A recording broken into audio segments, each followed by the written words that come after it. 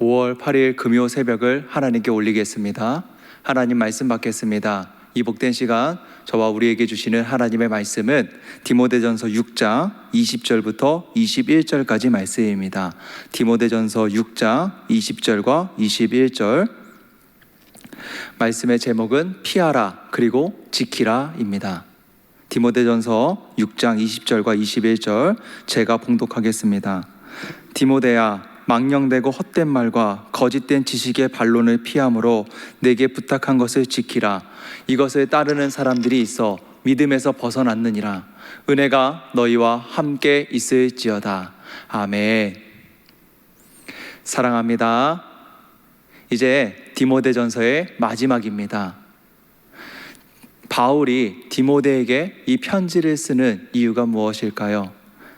이 편지에는, 이 디모데전서에는 첫째는 진리를 위해서, 진리에 대해서 담겨져 있고요. 두 번째는 교회의 공동체의 질서에 대해서 담겨져 있고, 세 번째는 직분에 대해서 담겨져 있습니다. 바울은 젊은 목회자인 디모데에게 단순히 목회적인 스킬을 가르쳐주기 위해서, 어떠한 편법을 가르쳐주기 위해서 이 편지를 쓰고 있는 것이 아니죠. 앞서 3장 15절에 보면 바울이 디모데에게 이 편지를 쓰는 이유에 대해서 분명하게 이렇게 말합니다. 만일 내가 지체하면 너로 하여금 하나님의 집에서 어떻게 행하여야 할지를 알게 하려 함이니 이 집은 살아계신 하나님의 교회요 진리의 기둥과 터니라. 아멘. 하나님의 집이면서 진리의 기둥과 터인 교회를 위해서 이 편지를 쓰고 있습니다.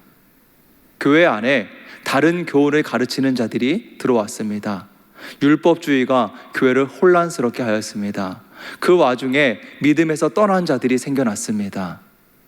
이러한 상황 가운데 있는 그 에베소 교회를 위해서 바울은 정말 애타는 심정으로, 가고 싶어도 지금 현재 상황 속에서 갈 수 없는 그 상황들 속에서 애타는 마음으로 이 편지를 쓰고 있는 것이죠. 왜요? 교회를 세우기 위해서입니다. 하나님의 집, 진리의 기둥과 터인 교회를 세우기 위해서 애타는 심정으로 이 편지를 쓰고 있습니다. 바울은 이 편지를 마무리하면서 이렇게 말합니다. 11절, 6장 11절을 보면 너 하나님의 사람아 라고 합니다. 오직 너 하나님의 사람아. 그리고 12절을 보면 믿음의 선한 싸움을 싸우라 라고 하죠. 하나님의 사람들에게는 믿음의 싸움이 기다리고 있습니다. 세상에 수많은 도전과 유혹들이 있지요. 부하고자 하는 마음을 피하라고 합니다.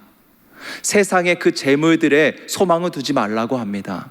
그리고 오늘 말씀에 보면 망령되고 헛된 말과 거짓된 지식의 반론을 피하라고 합니다. 망령되고 헛된 말과 거짓된 지식의 반론이 무엇일까요? 쉽게 말하면, 그냥 짧게 쉽게 말씀드리면 사람의 이성으로, 사람의 생각으로 진리를 판단하고자 하는 도전들입니다. 세상은 진리를 가지고 진리를 자신들의 그 이성으로, 이성적인 것으로 설명을 해서 자신들을 설득시키고 납득시키라고 합니다. 이성적이고 과학적인 것으로 증명하라고 합니다.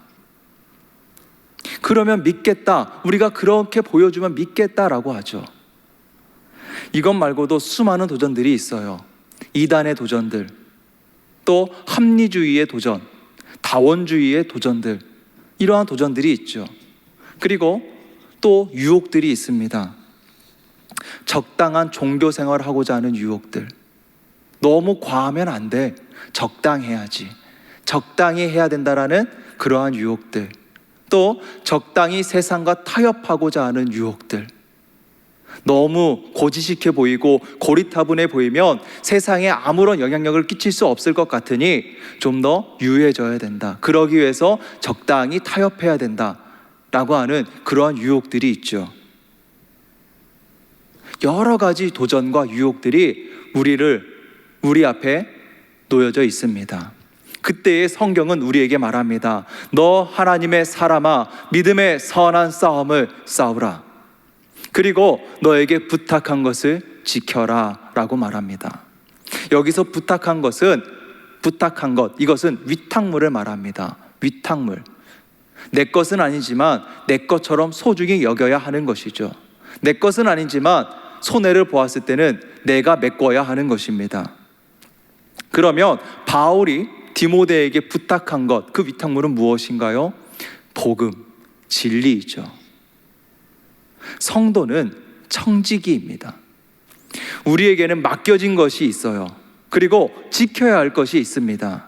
하나님께서 우리에게 맡기신 것, 바로 복음, 진리이죠. 세상의 청지기들로서 그 진리를 지키는 자들이 바로 성도입니다. 교회는 진리의 기둥과 터라고 하였습니다.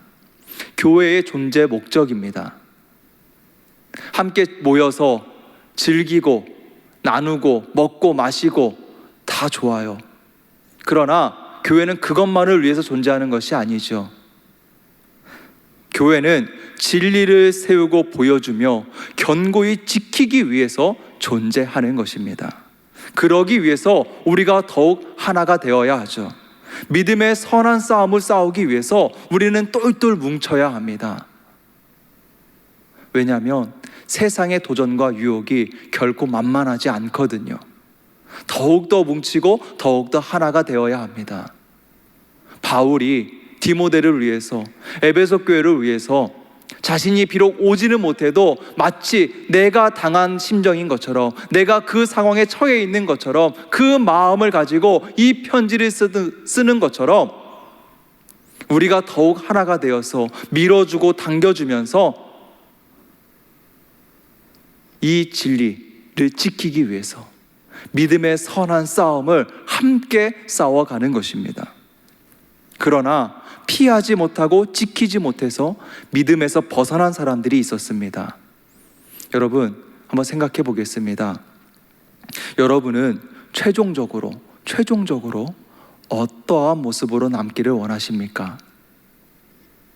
믿음에서 벗어난 자로 끝나기를 원하십니까? 아니면 끝까지 믿음의 선한 싸움을 싸우고 진리를 지키며 승리의 면류관을 쓰는 그러한 결과를 맞이하기를 원하십니까?